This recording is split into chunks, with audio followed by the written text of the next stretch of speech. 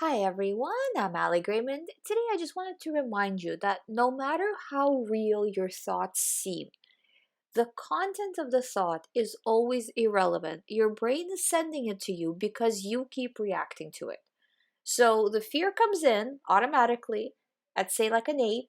You react with more fear, bring it all the way up to a 10 or 11 out of 10. Your brain takes that to mean that, okay, well, if you're paying attention to the thought, I'll send you more of the same thought. Or you're paying attention to it with fear, okay, I'll send you more fear.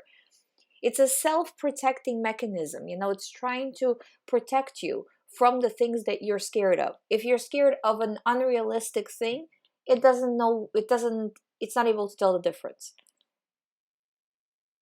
Whether you're scared of something realistic or unrealistic, your brain will react the same. It will send you the same thought over and over again. And that's just how the brain works. It's not OCD specific.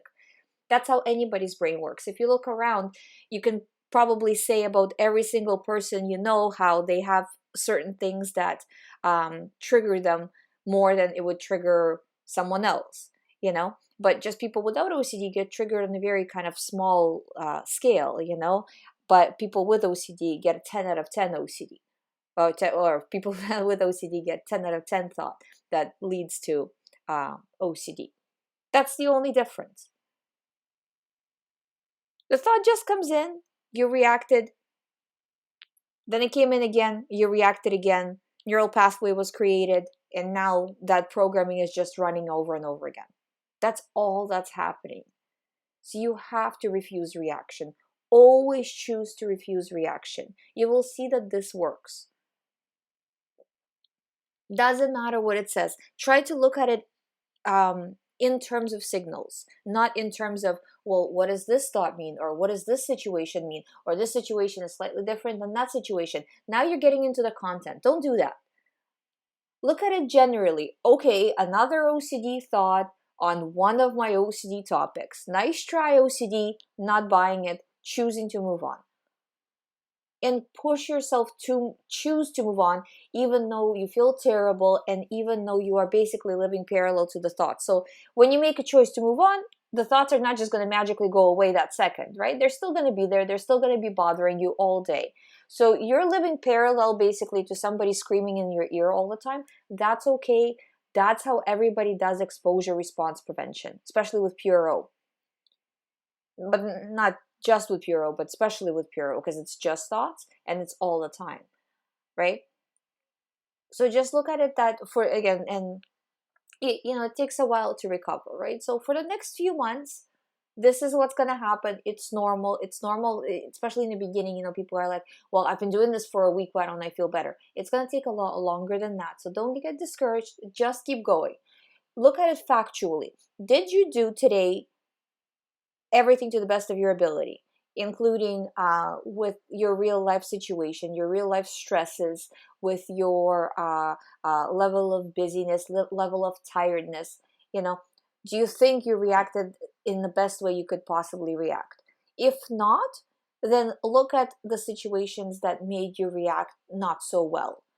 What can you do to change that going forward? Maybe you can do, if it's a trigger, maybe you can do specific exposures with that trigger. If it's a certain situation, maybe kind of creating a better situation, like I was saying in the video about creating the environment for recovery, so maybe reducing stress, those kinds of things. But when you analyze what happened, don't analyze the content of the thought, analyze generally what made your computer, the brain, not do so good today, and let's see what we can do to fix it. And again, I always say this: stress triggers OCD. I have a lot of, for example, I have a lot of clients who are on vacations right now. People are having really hard time. It's not just negative stress, it can be positive stress, but it's just overwhelming. And during the holidays, I always have the same thing with clients, right? Because I need to feel good. I'm forced to feel good. It's important that I feel good. And that pressure that you're putting on yourself starts to stress you out. You start to feel bad. Also, if you're away from your normal environment, that also creates panic in the mind. right? The mind is working more on self-preservation, and that means bringing you more OCD thoughts on top of the stress of being away, right? So all of these things correlate. I kind of got off topic a little bit, but these things are all these things correlate. So my point is, understand it as different situations that lead you to feeling worse, and some random thought on your topic comes in. Not let's dive into the topic, take it super seriously, view it as valid, and kind of run with that, right? I hope you find my videos helpful. Thanks so much for watching. If you haven't subscribed to this channel, please subscribe. I talk about all things related to OCD.